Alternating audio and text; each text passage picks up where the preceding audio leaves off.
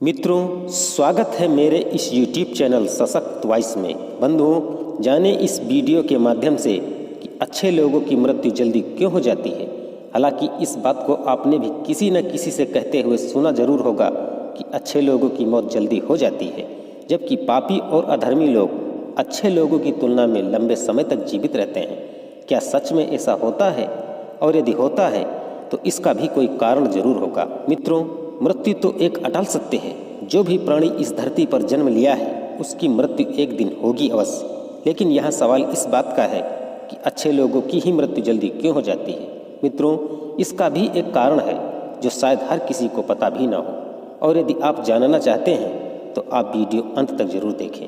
मित्रों, आइए अब इस बात को समझते हैं कि पापी और अधर्मी लोगों की तुलना में अच्छे लोगों की मृत्यु जल्दी क्यों हो जाती है। मित्रों, आपने कई प्राचीन कथाओं में सुना होगा कि जब कोई ऋषि मुनि या देवी देवता किसी पर क्रोधित होते थे तो उसे सजा के तौर पर पृथ्वी लोक यानी कि मृत्यु लोक में जन्म लेने का श्राप देते थे। हालांकि ये मृत्यु लोक दूसरे लोकों की तुलना में ऐसी दुखदायी जगह मानी जाती है जहाँ सजा के तौर पर लोगों को भेजा जाता है। मित्रों, समस्त ब्रह्मांड में यह मृत्यु लोक ही एक ऐसी जगह है जहाँ न अच्छा कहा जा सकता है और न ही बुरा।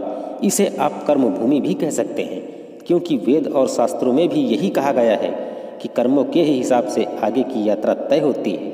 यहाँ जिसका भी जन्म होता है उसे यहाँ की मोह माया घेर लेती है और उसे यह मृत्यु लोक अच्छा भी लगने लगता है और फिर इसे छोड़कर कोई जाना भी नहीं चाहता है। जब किसी इंसान की मौत होती है तो वह जीव आत्मा धर्मराज के यहाँ जाती है, तब वहाँ उसके कर्मों का हिसाब होता है और उसमें देखा जाता है कि वह जीव आत्मा कर्म अच्छे किए हैं या बुरे।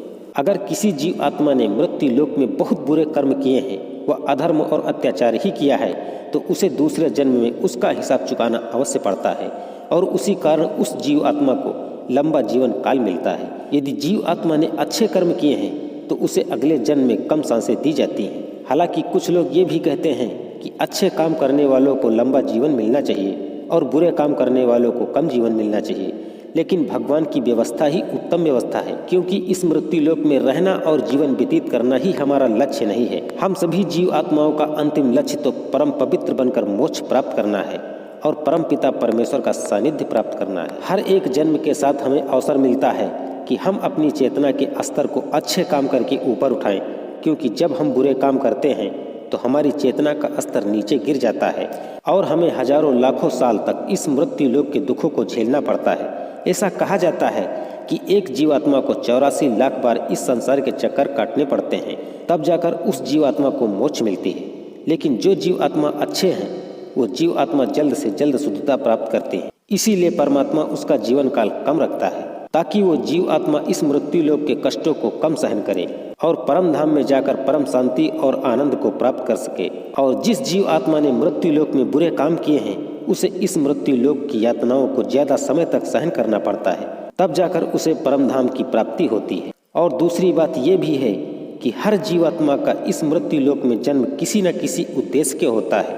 जब वो उद्देश्य पूरा हो जाता है तो भगवान उसे वापस बुला लेते हैं। ऐसा नहीं है कि सभी लंबा जीवन जीने वाले लोगों में पूर्व जन्म में बुरे काम ही किए हो, लेकिन वो अभी जीवित है, तो इसका मतलब ये है कि उनके जीवन का अभी उद्देश्य पूरा नहीं है। मित्रों, आप समझ गए होंगे कि अच्छे लोगों की मृत्यु जल्दी क्यों हो जाती है। धन्यवाद।